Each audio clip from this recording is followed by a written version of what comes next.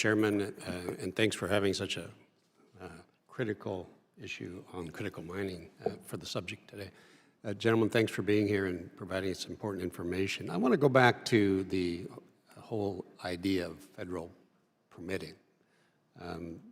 It's no secret that China, over the last number of decades, has built up their critical mineral industry, whereas we have not. We face many challenges in this country in order to accomplish that, and certainly permitting reform, as you've talked about, Mr. Evans, in response to Mr. Johnson, is a big part of that. So I'm thinking that this is good timing to bring this issue up, because we're looking at, in Congress right now, addressing some of the critical aspects of building out infrastructure, and that could mean a long list of different things, and certainly mining is part of that. So I'm glad we're talking about that today. As we go through this debate and discussion, I want to hear from you guys, all of you, if you have some input here. What are some of the key factors that should be addressed as we look at this permitting reform issue? What would be the most helpful in your space? Putting at least aspirational, but hopefully more firm time limits on things, the formal permitting process, and I also think the same around the appeals process. Again, it rolls down to sometimes who the federal judge is, whether they're going to allow more folks into the trial itself. It's very unpredictable. There is a process that was made by the first Trump administration for a year for a record of decision. It's difficult, partly because actually it's difficult to find folks. We're in Nevada. Nevada's a great state to operate in. It's a mining state, and we're proud of that. But in other states, you perhaps don't have the same experience nor the amount of staff to actually get that done. I think as well, you can work with private companies where they can assist actually through the permitting process with actually more help for the federal government in terms of outside resources that they need to actually move things forward. And I think once you get to a point where there's a decision and there's an appeal, there has to be some sort of time limit on that as well. I could have been in construction a year and a half ago.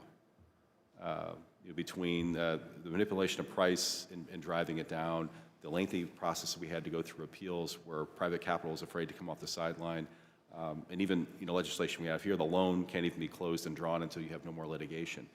And it's all compounds and slows things down. And in unfortunate cases with some companies, it bankrupts them. Yeah, which, like you said, is the goal on some of these people's parts. Anybody else? I think in these industries, permitting does need to move more quickly and ideally at the speed of national security. There are national security implications. I think due process is important.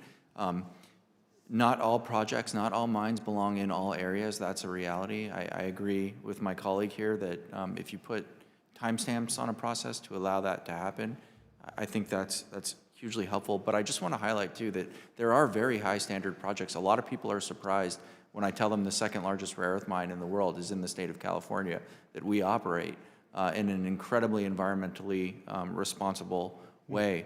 I'm very proud of that. It is very possible. And I think that's what everyone should keep in mind. There is a way to do this responsibly, and we just have to figure out how do we get there more quickly. Yeah, good deal. Mr. Roundtree. Yeah, I think this is another benefit of alternative technologies. We're fortunate because we're using iron and nitrogen. The processes that we use enable us to make magnets more sustainably than rare earth magnets. And so we're not quite as constrained on the permitting side, but at scale, yes, we will be, we will need help on permitting, right? And I think having a clear timeline, clear processes that allow certainty or more certainty, right, that things will move forward at the right required speed to address this are going to be important. Good, good. Just real quickly, in the few seconds I have left, some of the minerals certainly are not, that we need are not geographically located here in the U.S. We have to depend on other sources, obviously. So how can this country better leverage our relationships with our allies so that we're less dependent on places like China? Are there opportunities there perhaps that we can identify? Maybe I'll go first. I think it's, every single country outside of China is facing, for rare earths, the same licensing issues, right? It's not just the US. And so I think it is critical to basically come together and work together to try and solve and create these alternate supply chains and support the critical industries, around the world. Very good. Yes, I know we've had recent discussions with Australia, and Australia has actually suffered the same fate with their nickel industry, even their lithium industry, with dumping in China, because they send the raw materials in, and unfortunately there's not really processing capabilities in Australia. Canada is another country that we've done a lot of work with. We can continue, or their neighbors next door, and they're rich in some of the minerals that we don't have here as well.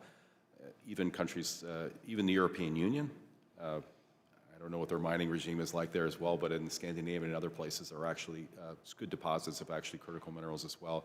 But we're all suffering the same issue, and I think it's all coming to roost. All these countries that we somewhat sold our soul and allowed China to take the narrative here. It's hollowing out the downstream industries, which are highly technological. This country is going to retard their growth because the Chinese can shut off this whenever they want to. Yeah, right. I would just add, support U.S. companies projecting American capabilities abroad. I think we have to go abroad in some cases, and it should be American companies doing so. Oh, great. I appreciate it. Again, thank you guys for being here. And this is just the beginning of this conversation. Thank you, Mr. Chairman.